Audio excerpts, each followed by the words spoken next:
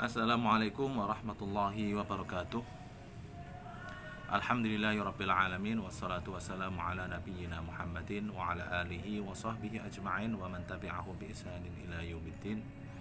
Asyhadu an la ilaha illallah wahdahu la syarikalah wa asyhadu anna Muhammadan 'abduhu wa rasuluh. Allahumma 'allimna bima yanfa'una wanfa'na bima 'allamtana wa zidna ilma innaka antal alimul hakim. Alhamdulillah wa syukurillah para santriwati yang dirahmati oleh Allah Subhanahu wa taala. Dalam kesempatan kali ini kita akan melanjutkan pelajaran kita dari pelajaran tauhid, yang mana kita telah sampai pada pelajaran yang ketiga, yaitu asy-syahadatani, syahadatu an la ilaha illallah. Dua kalimat syahadat. Yang pertama itu syahadat an la ilaha illallah. Tamhid, pendahuluan. Perlu diketahui para santriwati, kalimat tauhid adalah kalimat yang paling agung yang diucapkan oleh manusia, karena Allah Subhanahu wa taala menciptakan makhluknya dengan tujuan untuk merealisasikan kalimat yang agung ini dan mengamalkan konsekuensi daripada kalimat tersebut. Ini kalian jawab sendiri ya. Ucapan apakah yang harus diucapkan oleh setiap orang yang ingin masuk Islam? Kalimat apakah yang harus diucapkan oleh orang non-muslim yang ingin masuk Islam? Coba jawabannya apa? Ya, kalimat tersebut tidak lain adalah yaitu dua kalimat syahadat, asyhadu an la ilaha illallah wa asyhadu anna muhammadar rasulullah. Nah, sekarang kita akan membahas tentang makna syahadati an la ilaha illallah. Makna la ilaha illallah, apa maknanya? Makna syahadati an la ilaha illallah, makna syahadat la ilaha illallah adalah la ma'buda bihaqqin illallah. Tidak ada sesembahan yang hak selain Allah. Jadi ini adalah makna arti daripada kalimat la ilaha illallah. Tidak ada Tuhan yang berhak disembah selain Allah. Tidak ada Tuhan yang berhak disembah selain Allah. Adapun pengertian la ilaha illallah dengan arti tidak ada Tuhan selain Allah, maka pengertian seperti ini tidak tepat atau kurang tepat. Pengertian yang tepat adalah la ilaha illallah artinya adalah tidak ada Tuhan yang berhak disembah selain Allah Subhanahu wa ta'ala. Ini arti dari kalimat la ilaha illallah. Adapun dalil yang menunjukkan tentang syahadat ini, yaitu syahadat la ilaha illallah, yaitu firman Allah Subhanahu wa ta'ala, syahidallahu annahu la ilaha illa huwa wal malaikatu wa ulul ilmi qa'iman bil qist. La ilaha illa huwal azizul hakim. Dalil tentang kalimat la ilaha illallah atau syahadat la ilaha illallah, yaitu firman Allah Subhanahu wa taala, syahidallahu annahu la ilaha illa huwa wal malaikatu wa ulul ilmi qa'iman bil qist. La ilaha illa huwal azizul hakim. Ini adalah surat Ali Imran ayat 18.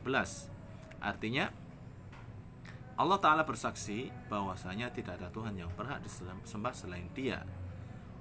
Demikian juga para malaikat, para ahli ilmu, mereka semuanya tegak lurus dalam persaksian tersebut. La ilaha illa huwa al-azizul hakim. Tidak ada Tuhan yang berhak disembah selain Dia, yang zat yang maha perkasa lagi maha bijaksana.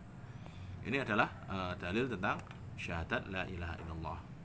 Nah, perlu diketahui para santriwati yang dirahmati oleh Allah Subhanahu wa taala, ketika kita belajar fikih, belajar wudu, belajar sholat, di sana ada syarat-syarat wudu, ada syarat-syarat sholat, ya. Lah, kalimat la ilaha illallah juga memiliki syarat-syarat dan juga memiliki rukun-rukun. Seperti halnya amalan-amalan yang lainnya. Wudu memiliki rukun-rukun wudu, sholat memiliki rukun-rukun sholat, Nah, kalimat la ilaha illallah juga memiliki rukun yang harus dipenuhi bagi siapapun yang ingin mengucapkan syahadat tersebut.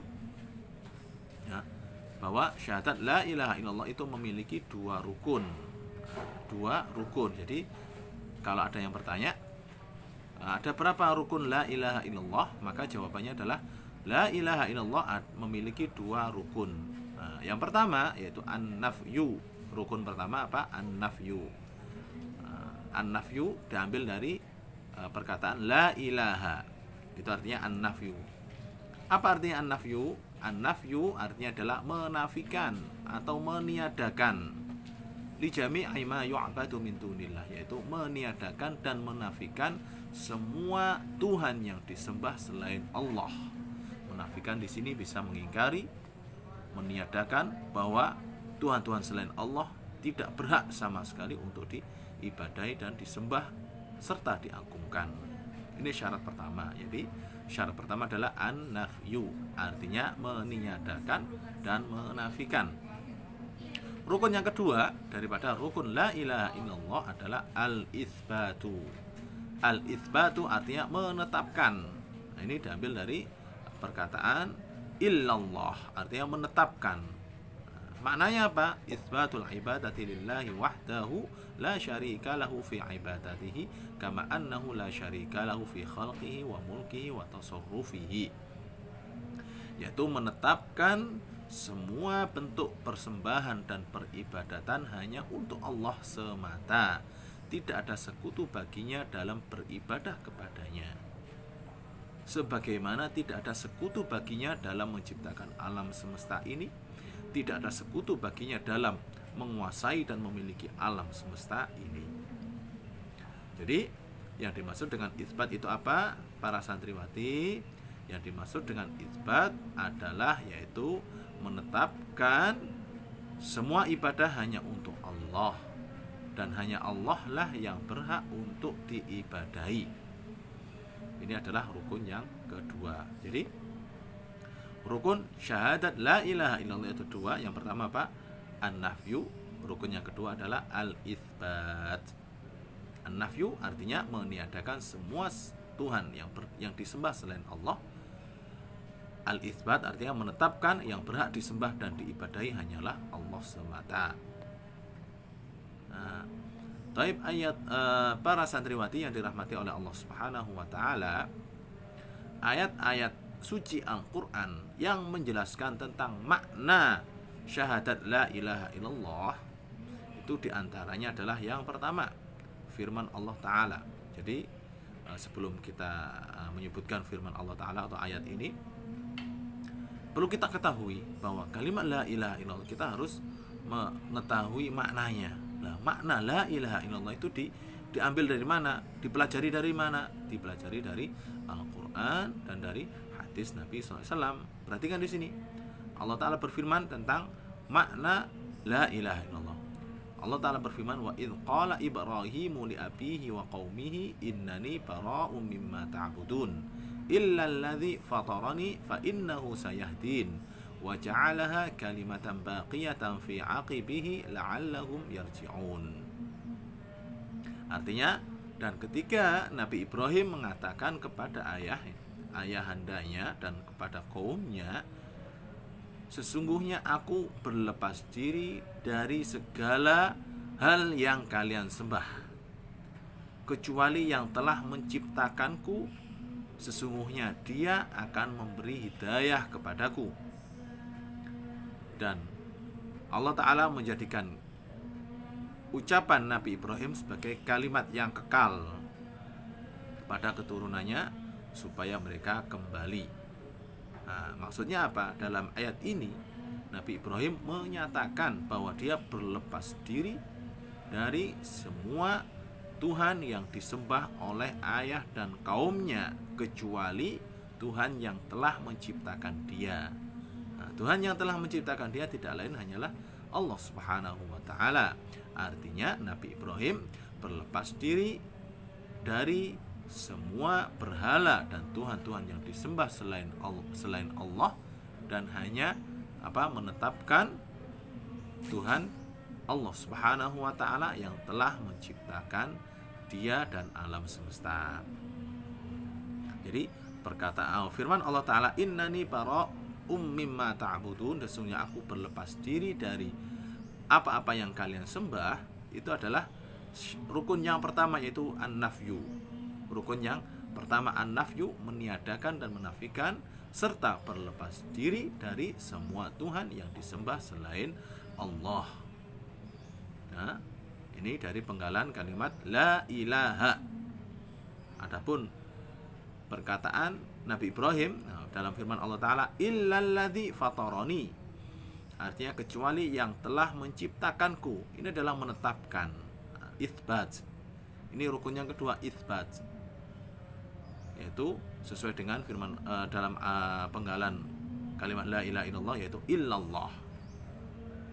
Arti fatarani adalah khalaqani, yaitu menciptakanku. Jadi di sini itsbat artinya menetapkan bahwa Tuhan yang berhak disembah atau satu-satunya Tuhan yang berhak disembah adalah Tuhan yang telah menciptakan kita dan menciptakan alam semesta ini. Fa Ibrahimu alaihi salam yatabarra'u min kullil alihati allati tu'badu illallah alladzi khalaqahu wa wallahu azza wa jalla. Jadi Nabi Ibrahim alaihi salam itu berlepas diri dari semua Tuhan-Tuhan yang disembah kecuali Allah Ta'ala yang telah menciptakan dia. Nabi Ibrahim menetapkan bahwa Allah Ta'ala adalah Tuhan yang berhak diibadahi, tidak ada sekutu baginya. Baik, para santriwati, itu adalah penjelasan atau ayat-ayat yang menjelaskan makna dan tafsir kalimat la ilaha illallah. Ayat yang kedua yang menjelaskan dan menjelaskan makna dan tafsir kalimat la ilaha illallah adalah firman Allah Ta'ala, qul ya ahlal kitabi ta'alau ila kalimatin sawa'im bainana wa bainakum alla na'budu illallah wa la nusyrika bihi syai'a wa la yattakhidha ba'duna ba'dan arbaba min dunillah fa in tawallau faqulu syahadu bi anna muslimun. Artinya apa? Artinya adalah katakanlah wahai Rasul SAW kepada ahli kitab, wahai ahli kitab, kemarilah kita bersatu di atas kalimat yang lurus antara kami dan kalian. Kalimat tersebut adalah yaitu kita tidak beribadah kecuali kepada Allah dan tidak menyekutukannya dengan sesuatu pun, serta tidak menjadikan sebagian kita, sebagian yang lainnya sesembahan-sesembahan selain Allah. Dan jikalau mereka, yaitu ahli kitab, berpaling, faqulu syahadu bi anna muslimun, saksikanlah bahwa kami adalah orang-orang yang muslim, berserah diri kepada Allah Ta'ala. Allah Ta'ala berfirman, ini ayat yang ketiga yang menjelaskan makna serta tafsiran daripada kalimat la ilaha illallah. Allah Ta'ala berfirman, wa ma umiru illa liya'budullaha mukhlishina lahuddina hunafa'a wa yuqimus salata wa yu'tuz zakata wa dzalika dinul qayyimah. Dan mereka tidak diperintahkan kecuali supaya hanya beribadah kepada Allah secara ikhlas kepadanya dalam segala ketaatan. Hunafa'a, lurus, mendirikan salat, menunaikan zakat, dan itu adalah agama yang lurus. Dalam ayat ini Allah menjelaskan tentang apa? Perintah untuk hanya beribadah kepada Allah Subhanahu wa Ta'ala saja. Taib, para santriwati yang dirahmati oleh Allah Subhanahu wa Ta'ala, kita lanjut. Taib, ini ada tugas. Mungkin sekiranya tugas ini dilewati saja. Mungkin itu saja tentang pelajaran kita hari ini. Afan, ini suaranya agak sakit. Jadi pelajaran hari ini, yaitu menjelaskan tentang rukun kalimat la ilaha illallah. Ringkasnya, kalimat la ilaha illallah memiliki dua rukun. Rukun pertama yaitu an-nafyu, rukun yang kedua adalah al-itsbatu. Rukun pertama an-nafyu artinya adalah menafikan dan meniadakan. Maknanya adalah menafikan dan meniadakan segala bentuk sesembahan atau semua Tuhan yang disembah selain Allah. Al-isbat maknanya adalah menetapkan Tuhan yang berhak disembah hanyalah Allah semata, tidak ada sekutu baginya dalam menyembahnya. Taib, para santriwati yang dirahmati oleh Allah Subhanahu wa taala, ini adalah pelajaran kita untuk hari ini. Jazakumullah khaira atas perhatiannya. Nas'alullah ta'ala bi asma'il husna wa sifatihil uliya an yuwaffiqana lima yuhibbu wa yarda. Allahumma waffiqna lima tuhibbu wa tarda. Wa sallallahu ala nabiyyina Muhammad wa ala alihi wa sahbihi wa sallam. Wa akhiru ta'wana anil hamdulillahi rabbil alamin. Wassalamualaikum warahmatullahi wabarakatuh.